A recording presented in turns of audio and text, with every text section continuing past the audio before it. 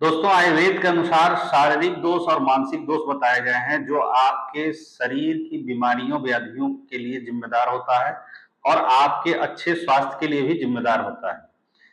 दोस्तों, शारीरिक दोष में वात पित्त कफ बताया गया है और मानसिक दोष में तामस और राजस बताया गया है।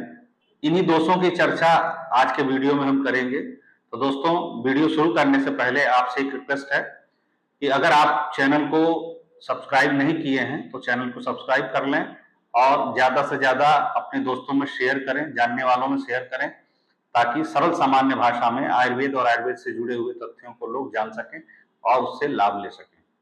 और वीडियो को लाइक करें, कमेंट करें और अगर आपकी कोई क्वेरी है तो नीचे कमेंट बॉक्स में आप पूछ सकते हैं, उसका जवाब अवश्य दूंगा। तो चलिए वीडियो को शुरू करते हैं।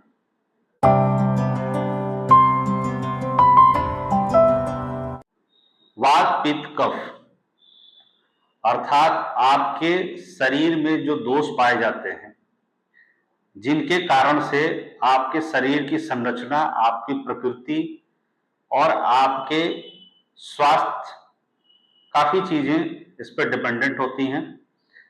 हर व्यक्ति की प्रकृति अलग होती है। वात पित्त कफ के आधार पे हर शरीर की बनावट और मानसिक दोषों के आधार पे राजस और तामस, जो मानसिक दोष होते हैं, उनके आधार पे आपके मन की स्थिति या आपका विचार या मानसिक लेवल निर्धारित होता है।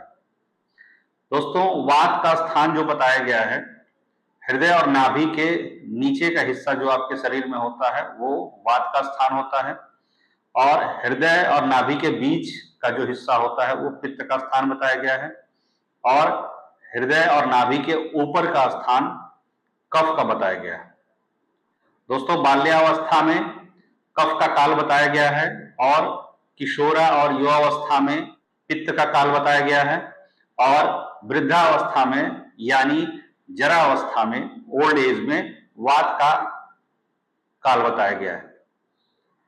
दोस्तों, इसी प्रकार दिन के जो काल चक्र हैं उसमें भी सुबह 6 बजे से 10 बजे तक कफ का स्थान बताया गया है और सुबह 10 बजे से दोपहर 2 बजे तक पित्त का समय बताया गया है और दोपहर 2 बजे से शाम 6 बजे तक वात का काल बताया गया है।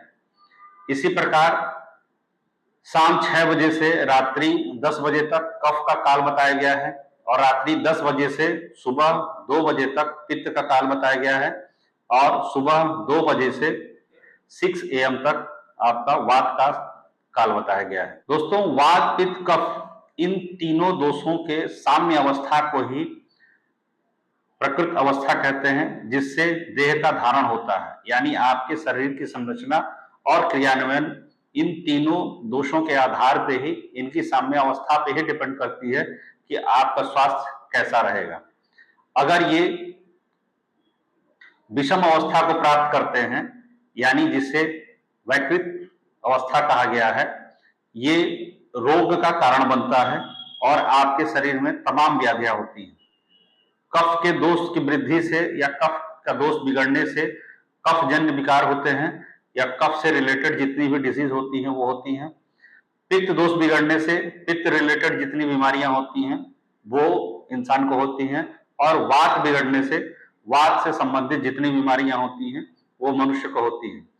आयुर्वेद शास्त्र के अनुसार दोस्तों, वात के 80 प्रकार के रोग बताए गए हैं और पित्त के 40 प्रकार के रोग बताए गए हैं और कफ के जो बताए गए हैं वो 20 प्रकार के रोग बताए गए हैं।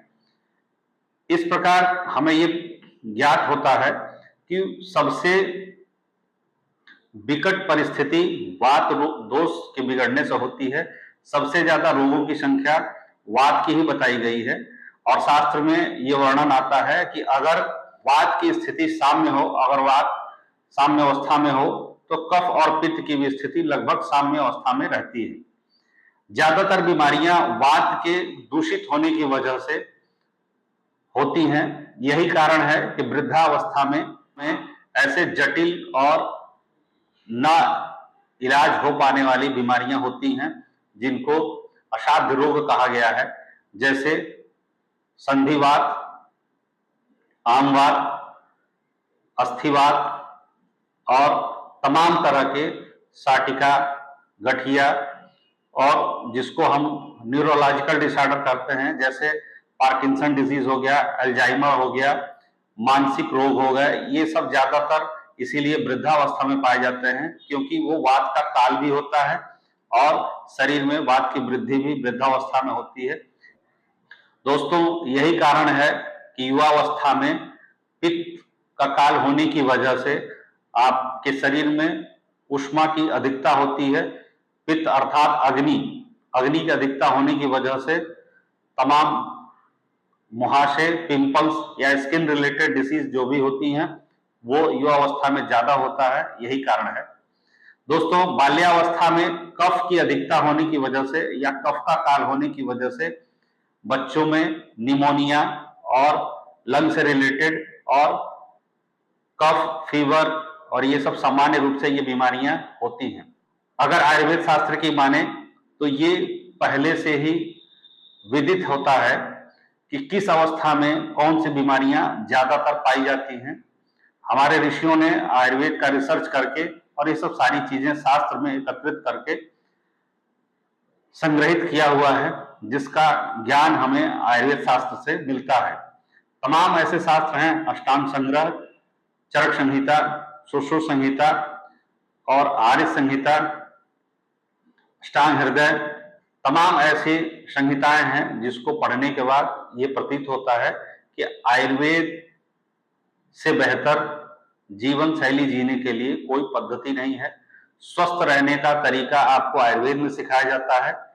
उसके उपरांत अगर दोषों में त्रुटि हो जाती है तो सबसे बेहतर आयुर्वेद में उपाय बताया गया है शोधन का, जिसको प्रथम चिकित्सा भी कही गई है। उसके बाद समन चिकित्सा का स्थान आता है, जो औषधि द्वारा, काष्ठ औषधि और रसायन औषधियों के द्वारा या शल्य के द्वारा, सर्जरी के द्वारा रोगों की चिकित्सा की जाती है। दोस्तों, नाड़ी परीक्षण, आयुर्वेद में एक सिद्धांत आता है नाड़ी परीक्षण का, जो एक प्रक्रिया है जो आपकी नाड़ी के द्वारा आपके दोषों की स्थिति एक चिकित्सक द्वारा डिसाइड की जाती है। वात और पित्त, कफ, इन तीनों दोषों का अवस्था और उसकी गति और उसका दोष निर्धारित करके आपके रोगों की निदान की जाती है और उसके बाद उसी आधार पे आपकी चिकित्सा उन दोषों को साम्य अवस्था में लाके किया जाता है। दोस्तों, तीनों दोषों में अगर कोई भी दोष बढ़े हुए हैं तो हमारी पिछली वीडियो में आपने देखा है कि पंचकर्म के द्वारा कैसे तीनों दोषों की चिकित्सा की जाती है। कफ के लिए वमन और पित्त के लिए विरेचन और वात दोष के लिए बस्ती के द्वारा चिकित्सा की जाती है। इसी प्रकार मानसिक रोगों की भी चिकित्सा की जाती है। तो ऐसे ही सरल सामान्य भाषा में आयुर्वेद और आयुर्वेद से रिलेटेड जो भी चीजें हैं जानने के लिए आप वीडियो आयुर्वेदा चैनल को लाइक, सब्सक्राइब और शेयर करते रहें और हमसे जुड़े रहें। और कोई भी आपकी अगर क्वेरी है तो नीचे कमेंट बॉक्स में आप हमसे पूछ सकते हैं। नमस्कार दोस्तों।